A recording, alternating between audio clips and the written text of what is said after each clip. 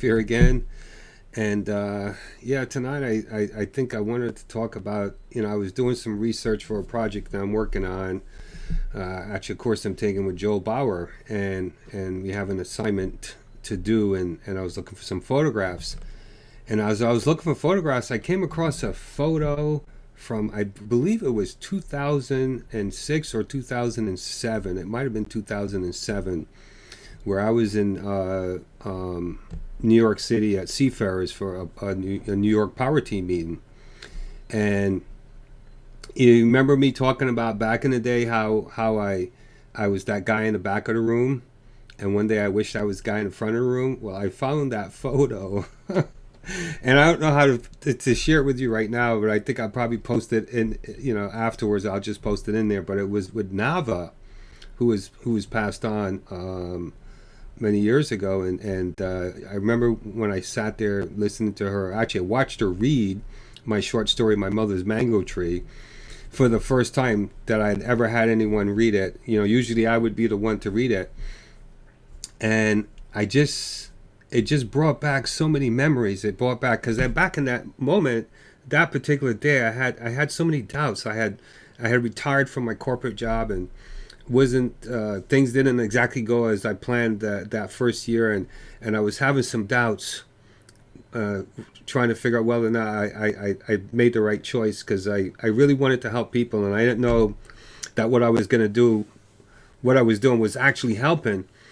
And here we were this night. Nava decides that she will read it. Actually, two people put their hands up to read, because I did a presentation, and I picked her because I'd never seen her before, and it was my first time meeting her. And I said, "Okay, you go ahead," because Kelly, the other person I knew, and I didn't know she was a voiceover actress.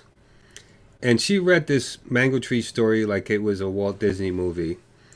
And I remember standing there looking at the audience as she read this thing, and people were sliding out of their chairs. They had tears in their eyes. And I just thought to myself, like, wow. Because I didn't think that I was going to make a difference. I didn't think that anything that I would have done would have impacted people so powerfully. And that story did that night. And it was that night that I decided I'm going to keep at it no matter what.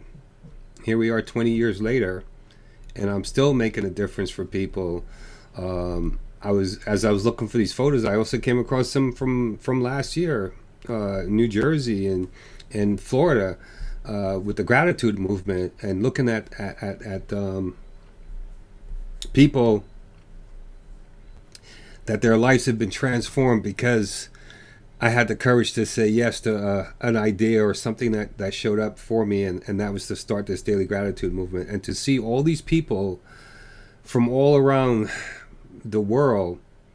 In this particular instance, everyone was from America, and that last meetup that we had, coming together as friends. And I saw one lady, Sharon, who just last week published a book. And I seen like people travel great distances. Like one lady drove 8 hours. Another lady got her brother to bring her because she was in a wheelchair, but she wanted to come hang out with us. And I just think to myself, sometimes you don't think you're making a difference, but then you go back and you see photos, and you see the people, and you say none of these people ever knew themselves, knew each other prior to this gratitude movement thing. And I'm getting a little emotional because it really struck me. Because some things we have these days where we just feel like shit's just not going the way you want it to go, and you question yourself. And today wasn't one of those days for me, but I've had those days. Today was one of those days where I was just like, man, I'm tired, but I got to keep going. And then, but going back to New York 2007, I remember Nava, like I was saying, reading the story, and she used to have these parties every year before she passed away, January 1st. And it was one year that she had bought this special bread from these nuns, and they wrapped a 5 cent, a nickel in foil, and put it inside the bread and baked it. And she said whoever finds that nickel is going to have good luck. And here we are, almost 20 years later, and I still have that nickel in my wallet. Um, and I keep it there because to remind me that luck happens, but luck happens when you take action. And I also, every time I look at it, it reminds me of Nava, because she had written a book back then. The last time I saw her, she was having a book signing at her place. She died of pancreatic cancer, and it was dreadful. But so when I think of even in that moment where she was challenged, she still took the time to create something to gift the world her knowledge and her story. And she was from South Africa, and I miss her, and I miss all the things that she taught me. And so that memory just popped up just from seeing it. I didn't even know, had forgotten that I had these photos. And so I saved them, and I'm going to go back and look at them, because I have now an anchor to that moment where I said I was going to keep going no matter what. And that I also have the evidence that I was the guy in front of the room. I didn't realize I had a picture of me being the guy in the front of the room. And there's so many wonderful things, so many wonderful people that have showed up in my life over these past 20 years, when I made this decision to take on this personal development journey, that have really impacted my life. And I'm truly grateful to be blessed with this opportunity. So I just thought I would share that with you.